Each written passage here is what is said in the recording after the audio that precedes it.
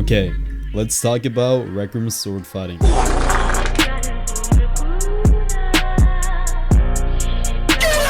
Okay, in today's presentation, we're gonna start with Sword Training Dojo, also known as probably the most influential room in Rec Room sword fighting's history. To start off, I have an interview here with the creator of the room. His name is Sunless. It's Sunless here once again. So this one is about Alright, let's roll the clip. Why do you think it attracted so many players? The main factor that made the sword trading dojo different from every other sword fighting grounds was that we offered teaching to those who wished to gain more ability, more character. So I guess I'll just explain it myself then. Alright, the year was 2020, it was summer. Right after he created his room, he started making YouTube tutorials on YouTube on how to sword fight. And in these tutorials, he highly promoted Sword Training Dojo. And those videos went pretty viral. And so because of that, his room, Sword Training Dojo, got pretty popular. And that's that. And so, because sword fighting became pretty popular, it was only a matter of time before...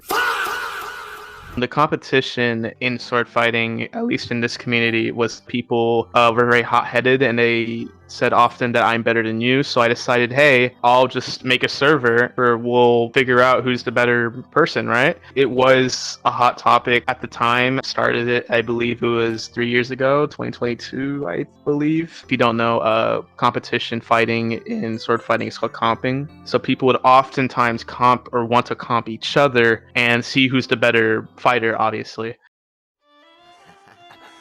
I like this kid. Yeah, it was terrible.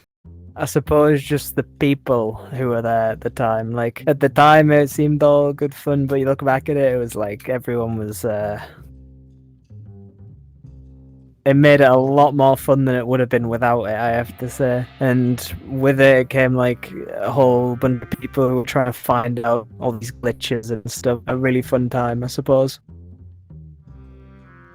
Yeah, because there was some people who didn't want god moves to be used at all, and then there was others who thought that sword fighting should mostly be god moves.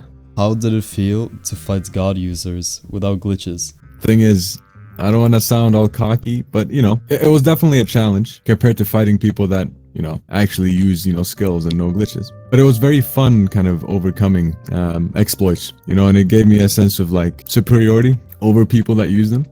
Because, you know, when you use sword, you know, god moves, obviously it's much easier to kill someone that doesn't, but me kind of proving otherwise made me feel very good. Oh, definitely improved me, definitely. Without those exploits, even though I was so against them back at the time, I wouldn't have wanted them to be removed because it was very fun, you know, fighting against them, you know, learning to avoid them. Definitely fun. So I do actually remember the first time I encountered a god whip. I remember it was someone showcasing it to someone else. I don't exactly remember my thought process, but I mean, obviously I thought, yeah, it's just like another glitch. But then again, the one I saw wasn't that impressive maybe. And you know, the god whip is very basic. You're basically just extending your arm, to put it bluntly. Didn't really faze me much, you know. I saw it as another glitch that people found out.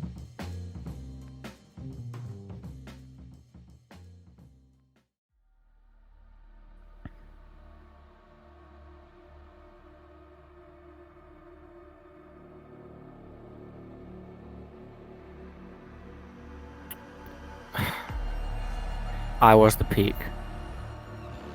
Nothing was better than I was. I was the greatest sword fighter to ever touch this game. There were some people here and there. I mean, one of them was Mr. Good. Another one was maybe Sakura and Sunless. They were interesting people.